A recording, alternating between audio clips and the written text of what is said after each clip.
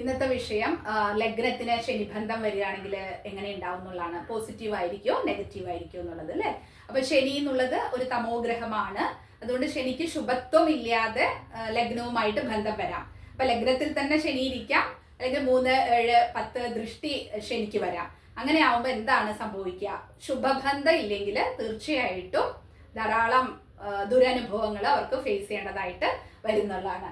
ഇപ്പൊ കുംഭ ലഗ്നാണെന്ന് വിചാരിക്കുക, ഇവിടെ ചിങ്ങത്തില് ശനി നിൽക്കുന്നുണ്ട്. ശനിക്ക് ഏറ്റവും ഇഷ്ടമല്ലാത്ത സ്ഥലമാണ് സൂര്യന്റെ വീടായിട്ടുള്ള ചിങ്ങം രാശി. അപ്പോൾ ഇവിടെ ശുഭത്വം ഒന്നും ഇല്ലെങ്കിൽ ഈ ലഗ്നാധിപന്, ആ ശനി ദശ മാത്രമല്ല ലഗ്നാധിപനായതുകൊണ്ട് അവരുടെ സ്വഭാവം തന്നെ, ആ വ്യക്തിയുടെ സ്വഭാവത്തിൽ തന്നെ ധാരാളം നെഗറ്റീവ്സ് കാണാനായിട്ട് സാധിക്കുന്നുള്ളതാണ്. അതുപോലെ തന്നെയാണ് കർക്കിടക ലഗ്നക്കാർക്ക് കൂടെ തന്നെ ശനി ഉണ്ട് എന്ന് വിചാരിക്കുക. അപ്പൊ ശനിയുടെ ദുരനുഭവങ്ങൾ ഫേസ് ചെയ്യേണ്ടതായിട്ട് വരും. പക്ഷേ അവിടെ മീനത്തിൽ ഒരു ഗുരു ഉണ്ടെങ്കിൽ ഗുരുവിന്റെ 5ാം ദൃഷ്ടി, സ്വക്ഷേത്ര ബലവാനാണ് ഗുരു ഇവിടെ. അപ്പൊ ആ സ്വക്ഷേത്ര ബലവാനായിട്ടുള്ള ഗുരുവിന്റെ 5ാമത്തെ ദൃഷ്ടി ശനിയുടെ നെഗറ്റീവ് കംപ്ലീറ്റ് ആയിട്ട് ഇല്ല.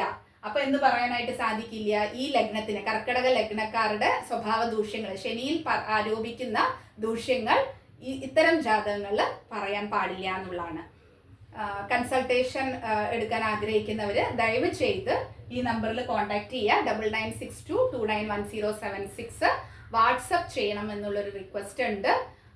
സമയം എന്ന് പറയുന്നത് എല്ലാവർക്കും വിലപ്പെട്ടതാണ്. അപ്പോൾ വാട്സപ്പ് ചെയ്യുകയാണെങ്കിൽ നമ്മൾ അതിൻ്റെ ഡീറ്റെയിൽസ് അയക്കും. അതിന് ഒരു സമയം ഫിക്സ് ചെയ്തിട്ട് ആ സമയത്ത് നമുക്ക് സംസാരിക്കാം. തീർച്ചയായിട്ടും അതൊന്ന് പരിഗണിക്കണമെന്ന് എല്ലാവരോടും റിക്വസ്റ്റ് ചെയ്യാണ്. നന്ദി.